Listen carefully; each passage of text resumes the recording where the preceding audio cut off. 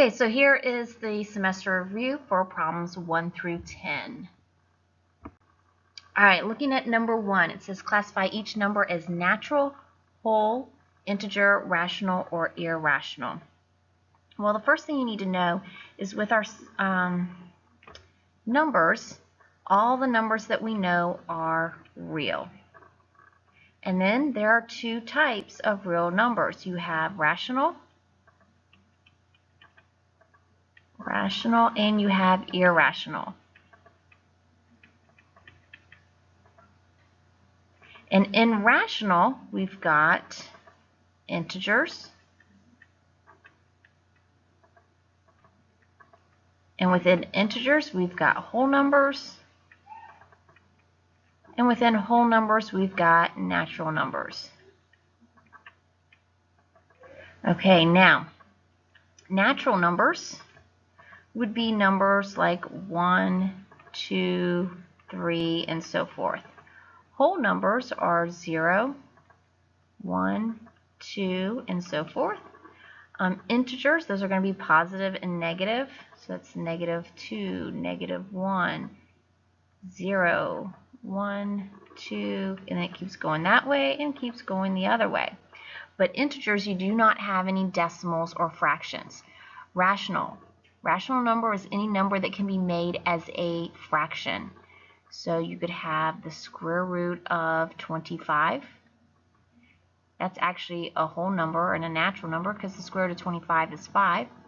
You can have 1/2. 1.3 repeating, that's also a rational number. An irrational number would be a number that there's no order to if it's a decimal. Pi is considered irrational. The square root of 29, the square root of 18. If you take the square root of those two numbers, you will see that there's no order to that decimal. Okay, and like I said, real numbers is everything that you know so far. So now let's go over these. -4.5, well, it's not a natural number. It's not a whole number. It's not even an integer because it's got a decimal. That would be a rational number. Okay. On letter B, we've got the square root of 144. Well, we know that the square root of 144 is really 12. So 12 would be natural. It would be whole. It would be an integer.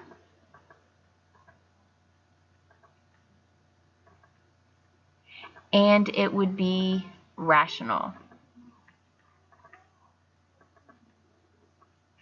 Okay, and then this for C, we've got that is -24 divided by 8, which we know that is -3. And so that's not a natural number. It's not a whole number, but it is an integer.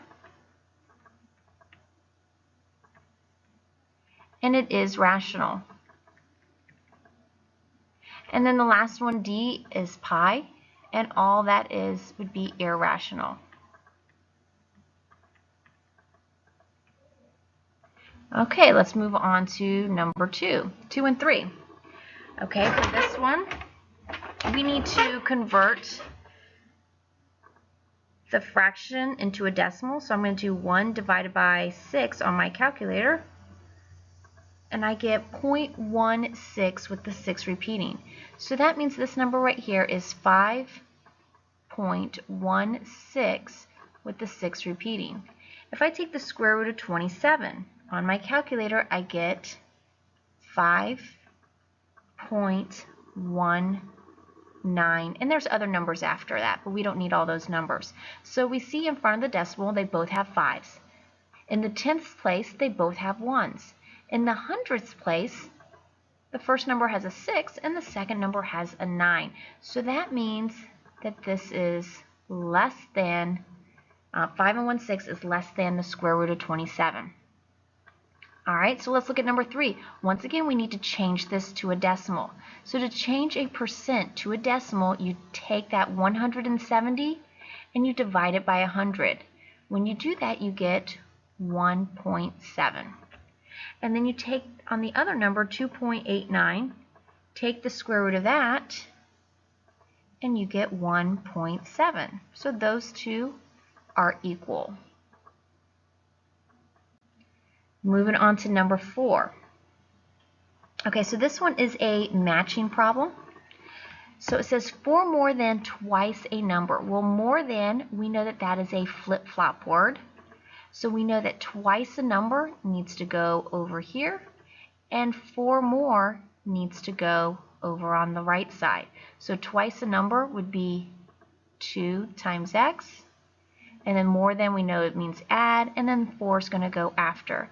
So A is number 1.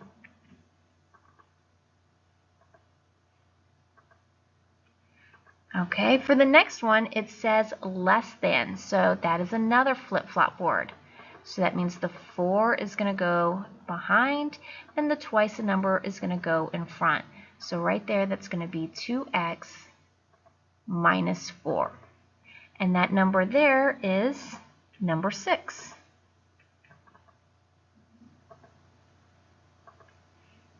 Okay, the next one, C, says twice the sum. Well, remember, sum is the answer to an addition problem.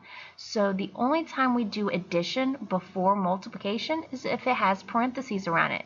So we need to do 2 times, because twice means 2 times, parentheses, sum means add, so x plus 4. And that gives us number 2.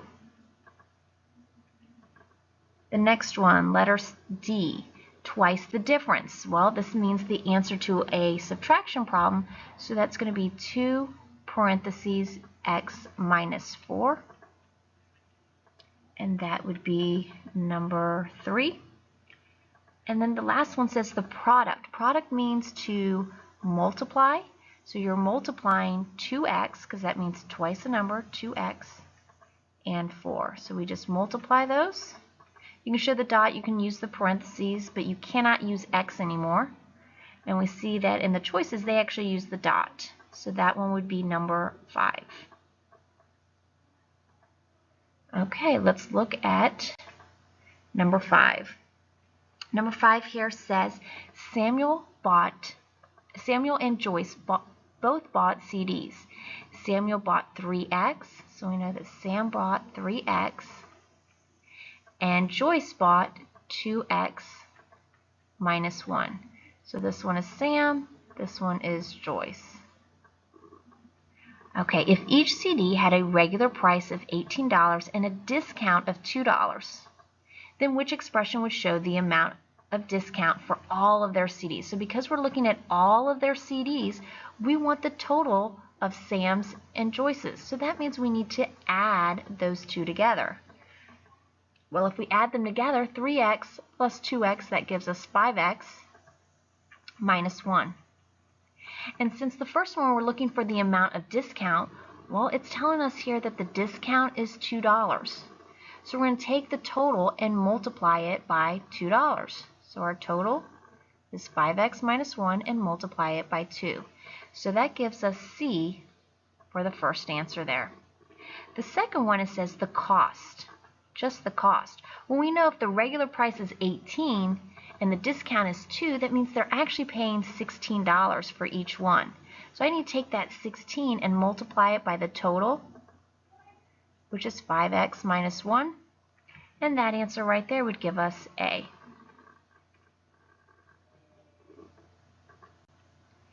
Okay, number 6, match the statement with the equation. So, and we've got choices below. So right here, her salary, I'm going to use H for her salary. So H.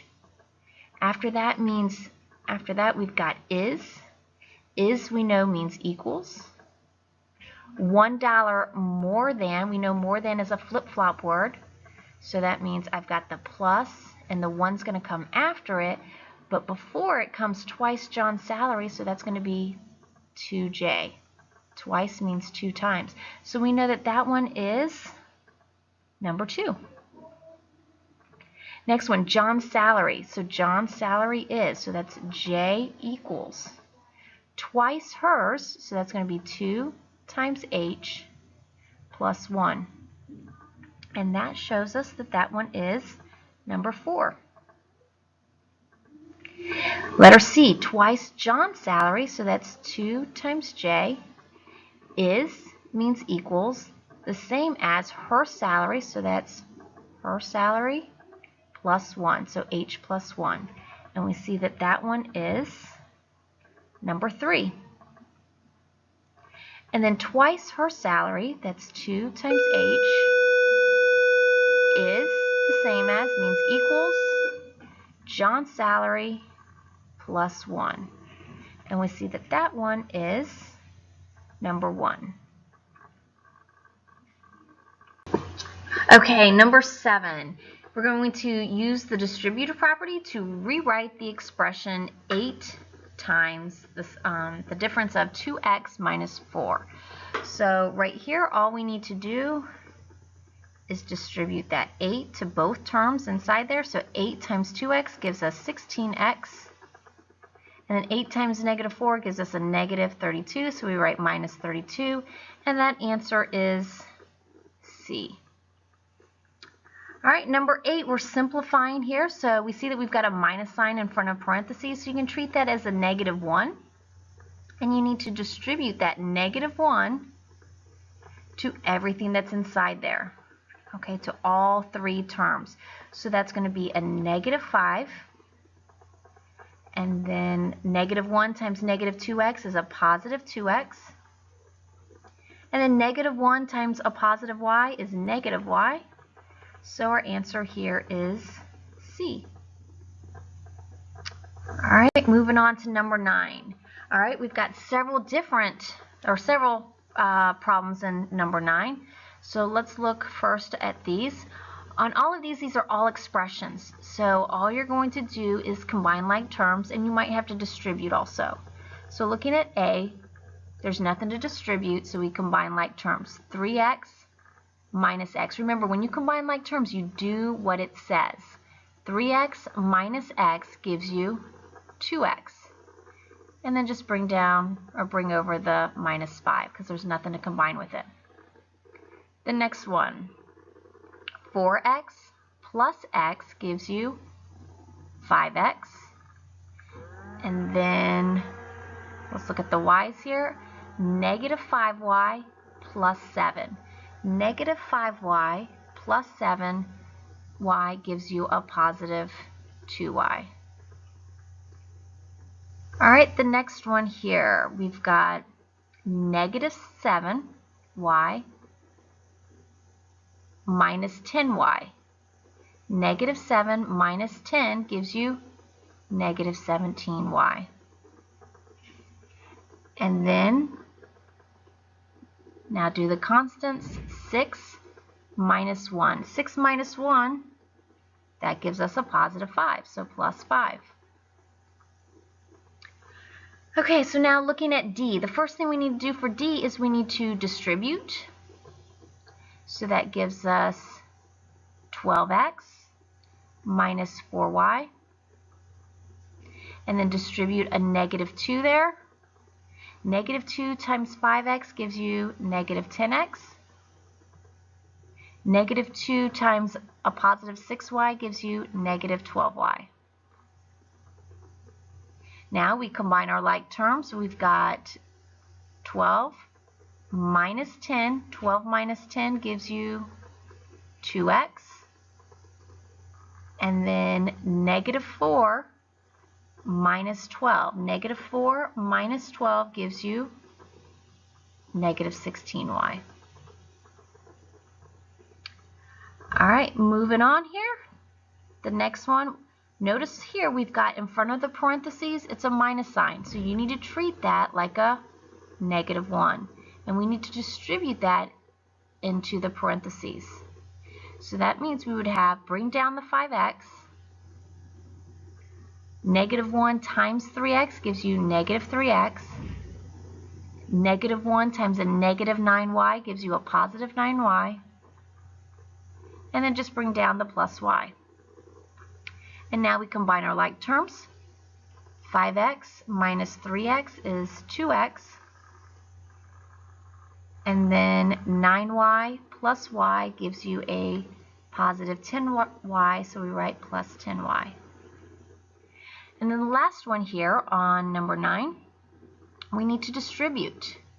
Don't be scared of the fractions, okay? So all this means here is we're going to take 9, multiply it with the numerator, then divide by the denominator. So 9 times 1 divided by 3.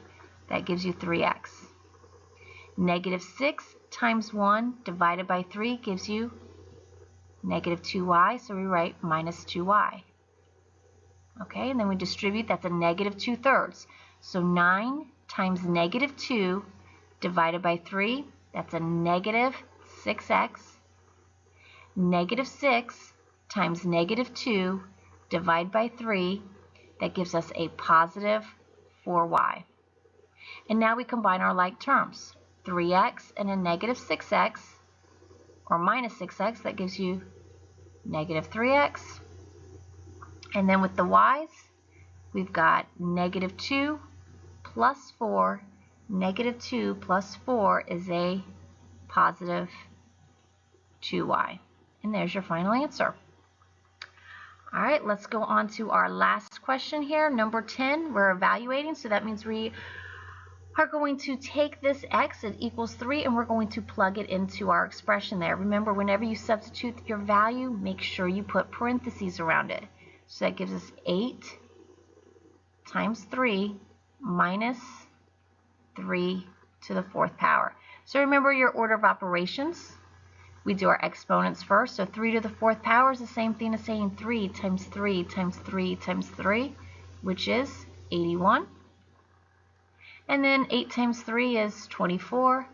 And then 24 minus 81 gives us negative 57. So our answer here is D.